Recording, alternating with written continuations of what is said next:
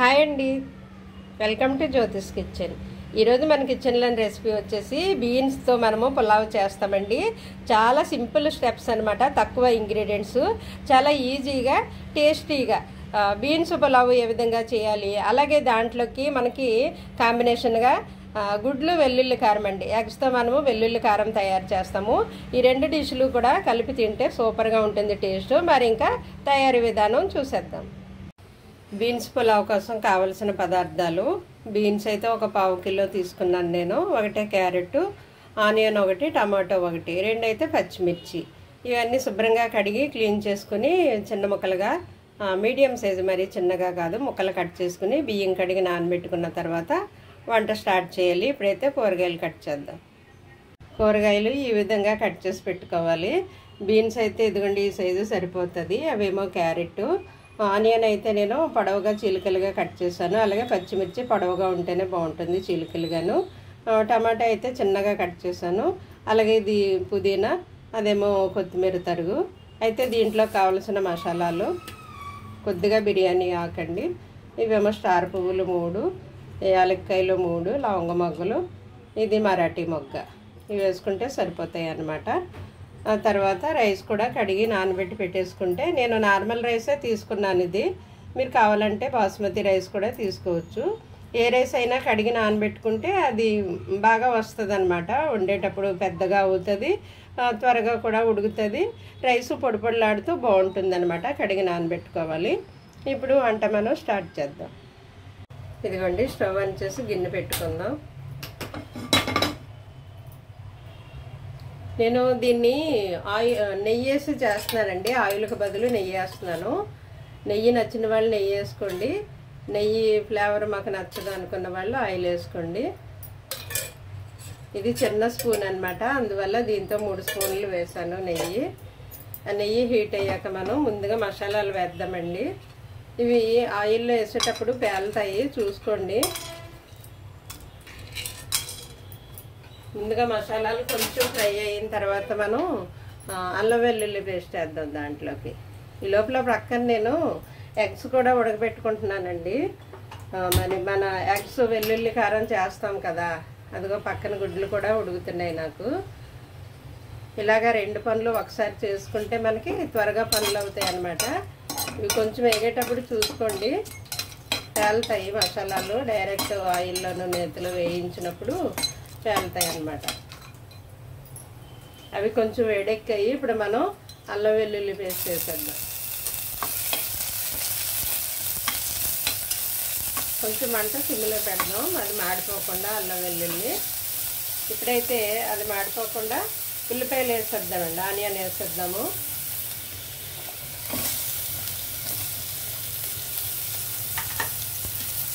Onion కూడా కొద్దిగా వేగితే సరిపోతుందండి, కొంచెమే జస్ట్ వేగితే సరిపోతుంది అన్నమాట.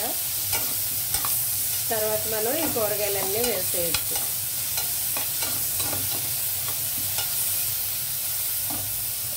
కొద్దిగా పసుపు వేద్దామండి ఇందులో, కొంచెమే జస్ట్, పసుపు ఎక్కువ అవసరం లేదు. అయితే ఇవి మాడిపోకుండా చక్కగా వేగాలంటే మనం టమాటా యాడ్ చేద్దాం. టమాటా తడి ఉంటుంది కాబట్టి అవి మాడిపోకుండా ఉంటాయన్నమాట. ఇవి కొంచెం వేగిన తర్వాత మనం ఈ కూరగాయలన్నీ వేసేయచ్చు. బీన్స్, అలాగే క్యారెట్, పచ్చిమిర్చి, పుదీనా, కొత్తిమీర అన్నీ ఒకసారి వేసేస్తున్నాను. మనకి టైం సేవ్ అవుతుంది అన్నమాట, త్వరగా అయిపోతుంది మన వంట.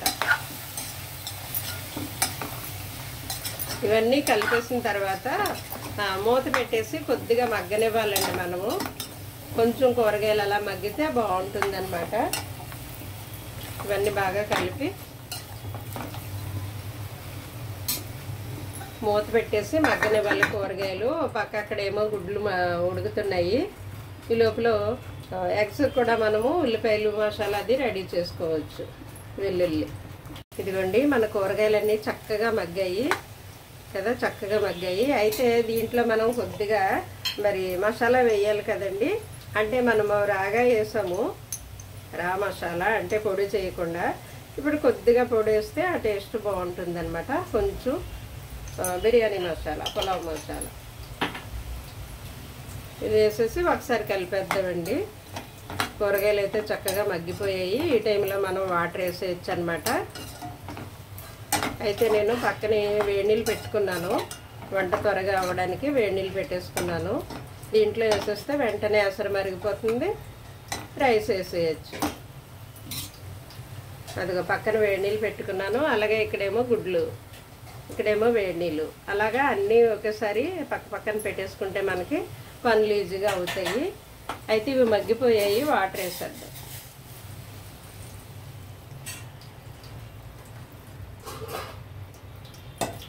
ఒకసారి ఇదంతా ఇలా గరిటతో కలపండి. కలిపిన తర్వాత ఇప్పుడు మనం సాల్ట్ వేసుకోవాలన్నమాట. నేను 1 గ్లాసుడే బియ్యం తీసుకున్నానండి. 1/2 కిలో అనమాట. 1 గ్లాసుడు, గ్లాసుకి 2 గ్లాసులు వాటర్. అయితే దీనికి సరిపడా సాల్ట్ సరిపోతుంది. రైస్ కొంచెం ఇంకా వాటర్ కొంచెం తిరగబడిన తర్వాత రైస్ వేద్దాము. కొంచెం మరగనిద్దాము. సాల్ట్ వేసిన తర్వాత అంతా ఒకసారి ఇలా కలపండి. ఇదిగోండి వాటర్ మొత్తం ఇలా తిరగబడింది కదా. ఈ టైంలో మనము నానబెట్టి ఉంచుకున్న రైస్ వేసేయాలి. వాటర్ తీసేసి ఆల్రెడీ వాటర్ కొలిసి పెట్టుకున్నాం కాబట్టి ఈ బియ్యంలో నీళ్లు రాకుండా చూసుకోవాలి. మళ్ళీ నీళ్ళు ఎక్కువైతే రైస్ మెత్తగా అవుతుంది కదా.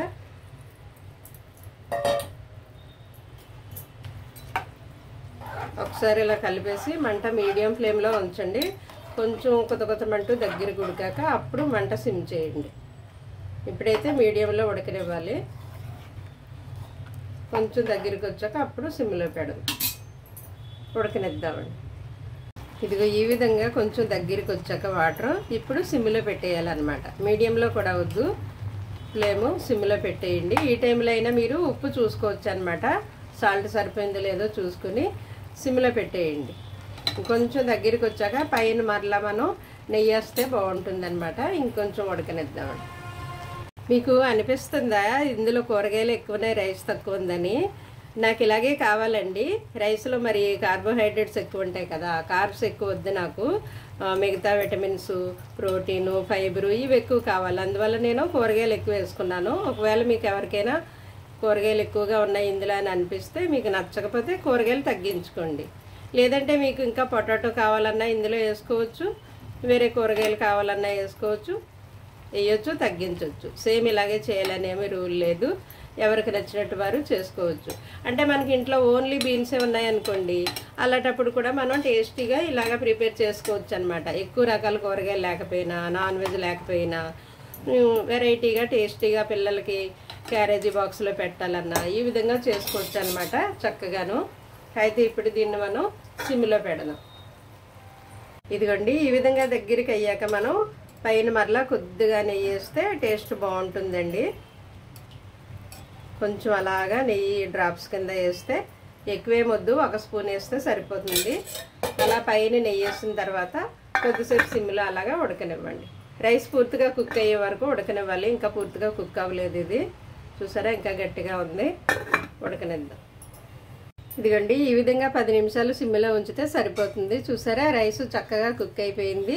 ఇలా చుట్టూ ఆవిర్లు రావడం, రైస్ ఇలా విచ్చుకోవడం, ఈ టైంలో మనం ఆపేయచ్చు అనమాట. ఒక 10 నిమిషాలు అలాగా సిమ్లో ఉడకనిస్తే సరిపోతుందండి. అయితే ఇప్పుడు మనము ఎగ్స్తో వెల్లుల్లి కారం తయారు చేద్దాం. ఎగ్స్ వెల్లుల్లి కారానికి కావలసిన పదార్థాలు: ఉల్లిపాయ అయితే ఒకటి ఇలా సన్నగా కట్ చేసుకోవాలండి. ఇలా చీలికలుగా పొడవుగా సన్నగా కట్ చేసుకుంటే బాగుంటుంది. ఎగ్స్ మీరు ఇంట్లో ఎంతమంది ఉంటే అన్ని గుడ్లు ఉడకబెట్టుకుని ఒలుసుకొని రెడీ పెట్టుకోండి. ఇదైతే కొద్దిగా కొత్తిమీర తరుగు. అయితే దీంట్లో కావలసిన మసాలాలు అనమాట. వెల్లుల్లి కారం కాబట్టి దీని పేరే వెల్లుల్లి ఎక్కువ వేస్తాం మనం, కొంచెం వెల్లుల్లి ఎక్కువ.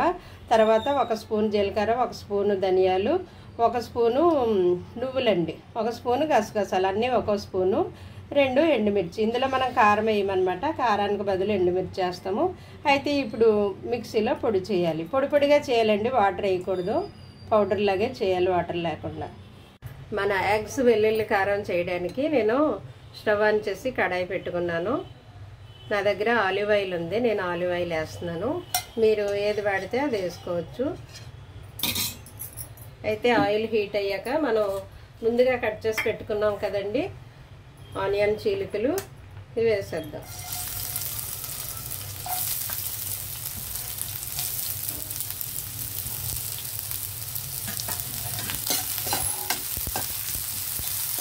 ఇది కొంచెం లైట్గా వేగితే సరిపోతుందండి. ఇది త్వరగా వేగడానికి మనం ఏమేస్తాం, సాల్ట్ పసుపు వేసేస్తాం కదండి. సాల్ట్ పసుపు వేస్తే త్వరగా వేగుతుంది.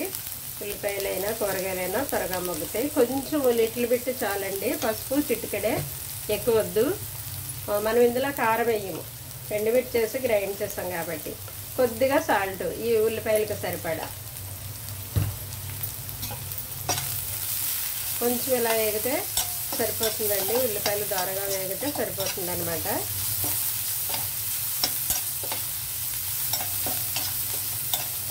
ఇప్పుడు మనం గ్రైండ్ చేసి పెట్టుకున్నాం కదండి వెల్లుల్లి కారం, అది ఇందులోకి వేసేద్దాం. ఇలా పొడి పొడిగానే చేయాలి, వాటర్ వేయకండి. ఇది పొడిగానే ఉంటుంది అనమాట ఈ కూర. మీరు వాటర్ వేసి గ్రైండ్ చేయొద్దు.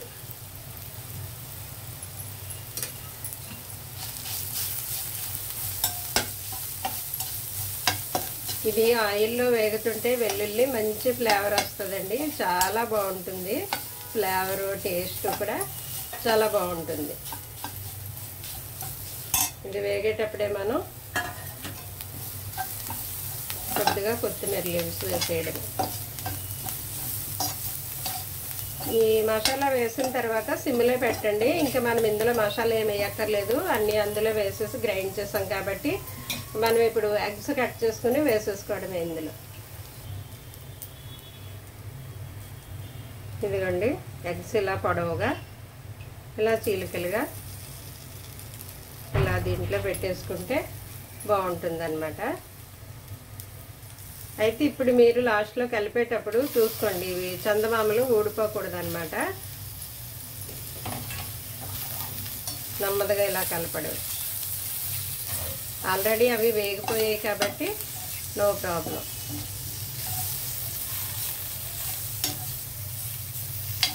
అయితే ఇవి కొంచెం మనకి అందంగా కనిపించడం కోసం నేను దీనిపైన చిల్లీ ఫ్లేక్స్ వేస్తానండి. కొంచెం అలా వేస్తే బాగుంటుంది కదా, చిల్లీ ఫ్లేక్స్ వేద్దాం. మనం ఇందులో సాల్ట్ వేసాము, నేనైనా ఎగ్స్ మీద కొద్దిగా లిటిల్ ఇలాగా చల్లుతున్నాను. అలాగే చిల్లీ ఫ్లేక్స్ కొద్దిగా, అలాగే కొత్తిమీర. ఇంకా అయిపోయిందండి, తింటే అయిపోయింది, మనం డిష్ అవుట్ చేసుకోవడమే. ఇదిగోండి ఫైనల్గా వేడివేడిగా ఎంతో టేస్టీగా మన బీన్స్ పులావ్ రెడీ అయిపోయిందండి. చాలా చక్కగా పొడి పొడిలాడుతూ వచ్చింది రైస్ అయితే. మీరు ఈ విధంగా చేస్తే కనుక టేస్ట్ అయితే సూపర్గా ఉంటుందండి, అదిరిపోతుంది.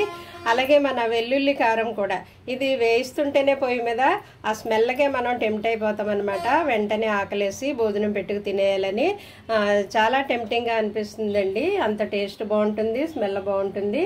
అయితే ఈ బీన్స్లోనండి vitamin A, vitamin C, vitamin K, అలాగే విటమిన్ B6, పోలిక్ ఉంటాయటండి. ఇది చాలా పోషకాహారం అండి. యాంటీ ఆక్సిడెంట్లు ఇందులో ఉంటాయి. అలాగే ఫైబర్ ఉంటుంది, అలాగే ప్రోటీన్లు, విటమిన్లు, మినరల్స్ కలిగి ఉంటాయి.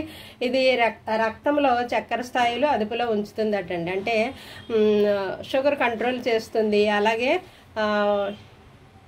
అలాగే ఇంకా కొలెస్ట్రాల్ కూడా కంట్రోల్ చేస్తుందటండి. మరి ఇది జీర్ణక్రియకు చక్కగా సహాయపడుతుందట, బరువు కూడా తగ్గుతారట. మరి మనకి ఎనర్జీ కూడా ఇస్తుందటండి. అనేకమైన పోషకాలు బీన్స్లో ఉన్నాయండి. ఈ బీన్స్తో కూడా మనము చక్కగా వెరైటీగా మంచి మంచి వంటలు వెరైటీగా చేసుకోవచ్చండి. మరి అలాగే మీరు జ్యోతిష్ కిచెన్ చూస్తూ ఉండండి, అలాగే మీ ఫ్రెండ్స్కి మీరు షేర్ చేస్తూ ఉండండి. Thank you.